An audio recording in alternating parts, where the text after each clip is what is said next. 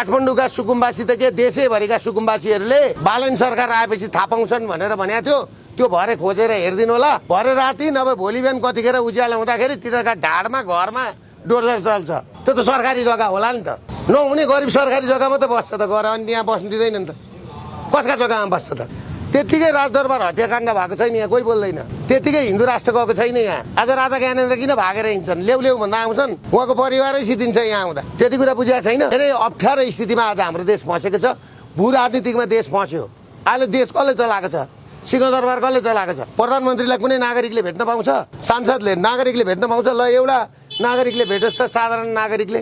तर अब त्यो पर्दैन। अब अहिलेको फाँसीवाद भनेको सोसियल मिडिया, अल्गोरिदम, फेसबुक, फाँसीवाद चलाएको छ। अहिलेको शासक भनेको अल्गोरिदम डिटेक्टर र ऊ कोहीसँग नबोल्ने। केरा अहिले दर्जनको 340 भन्छन्, केरा एक कोसाको 340 हुँदा पनि हाम्रा लागि बालनले बढाएको भन्छन्। अल्गोरिदम डिक्टेटरसिप भन्छ नि, त्यही हो। एउटा अदालत छ, एउटा दुर्गा प्रसाई छ प्रतिपक्षी भनेको। भाइ हामी त गुलाम मात्रै हुन्। विदेशबाट तपाईँलाई म भनौँ, विदेशबाट हाम्रा चेलीबेटीले डान्स बारमा नाचेर पठाएको पैसा पनि उनीहरूकै खातामा जान्छ। त्यस्तो जाल बिछ्याएको छ, कुरो बुझ्यो? त्यसैलाई त डिप स्टेट भनेको। ब्याङ्क उनीहरूकै, सहकारी उनीहरूकै, फाइनेन्स कम्पनी उनीहरूकै, पैसा ल्याउने कम्पनी उनीहरूकै, शेयर मार्केट उनीहरूकै, चामल उनीहरूकै, दाल उनीहरूकै। देश हाम्रो, हामी त काम गर्ने हौँ, कामदार हौँ। मेरो साथीहरू विदेशमा छन्, इन्डियामा। उनीहरूले गएको बेलामा गिफ्ट दियो भने नि ल्याउने कि नल्याउने, कसैले 10,000को गिफ्ट दिएला अरे, लिने कि नलिने।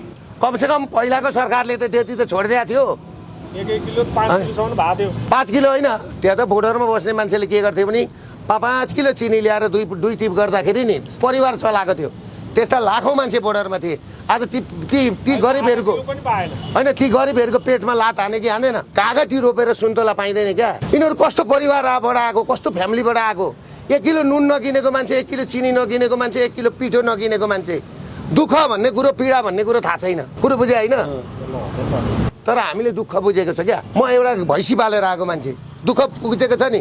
हामीले हिजो 4 जनाको होइन फ्रीमा किडनी ट्रान्सप्लान्ट गराएको, अरू गराउँदैछौँ हामीले। त्यो पीडाको, त्यो गरिबको जो पैसा नहुँदाखेरि, उपचार नपाउँदाखेरि होइन, त्यो रोग हो, त्यो चिच्चाहट छ नि, हामीलाई फिल गरेको छौँ हामीले। दुबईबाट 18 जना ल्याउँदैछौँ। त्यसले गर्दाखेरि तपाईँले यो सरकारबाट के आश गर्नु भएको छ? राज्यले मलाई त कति दुःख दियो। अब अहिले सुकुम्बासीका मान्छे मलाई फोन गरेका रहेछन्, मेरा मान्छेलाई नि। हिजो म पढ्दाखेरि नआउने, हिजो आन्दोलन गरौँ न यसलाई रोकौँ भन्दा नआउने, अहिले घर भत्काउने पछि फोन गरे गर्छन्। अझै यिनीहरूले भेटेकै छैन क्या? भेट्नुपर्छ नेपालीले भेटेको छैन, नेपालीलाई पुगेको छैन। दक्षिण कोरियामा के भएको थियो भने नि, आलु अगेनामा हालिदिएर, चुलामा हालिदिएर ढुङ्गा आलु भनेर बच्चा बच्चीलाई, त्यो भोकले बच्चा बच्ची कराएपछि, चिच्याएपछि ढुङ्गा भुङ्ग्रामा हालिदिएर बाउआमा भागेका थिए। त्यो आलु हो, पाकेपछि खानु भनेर। त्यो आलु कहिल्यै पाकेन, बाउआमा पनि फर्केनन्। अनि मात्रै कोरिया बन्यो क्या, कोरिया बन्यो। त्यसले गर्दाखेरि तपाईँहरूले के बुझ्नु भने अहिले नेपालीलाई पुगेको छैन अझै। अहिले एयरपोर्टमा जाने खुट्टा टेक्ने ठाउँ रहन्छ यहाँ तल। अहिले त गेटदेखिको भिड रहेछ मान्छेको। अहिले त तल गेटदेखि, अहिले त घरै पास दिने। मिल्ने भए हवाईजहाज घरमै पुर्याइदिने। हवाईजहाज घरमै जानेमा साँच्चै पुर्याएर पठाइदिन्छन्। तिर नगर्नुहोस्, पठाइदिने। घरमा भन्दा यता अदालततिर, कस्टडीतिर पो धेर भइरहेछ कि? होइन छैन। मलाई जिन्दगीमा मैले आजसम्म मुद्दा हारेको छैन। मैले हार्ने कामै गरेको छैन। जुन यो जेएनजी मुभमेन्ट पनि कसरी भयो भन्दाखेरि नि, भ्रष्टाचार विरुद्धको अभियान त मैले उठाइदिएको थियो नि त। जग हाम्रो हो नि त।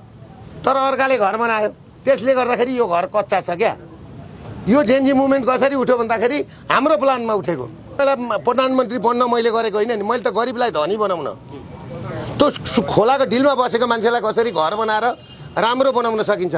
अहिले खोलामा जुन डोजर चल्दै गर्दाखेरि म के भन्छु भने नि, त्यो त सरकारी जग्गा होला नि त। नहुने गरिब सरकारी जग्गामा त बस्छ त, गएर अनि यहाँ बस्नु दिँदैन नि त। कसका जग्गामा बस्छ त? एउटै मुद्दामा निर्वाचन आयोगको जुन निर्वाचन हुनु हुँदैन होइन, निर्वाचनले निकास दिँदैन।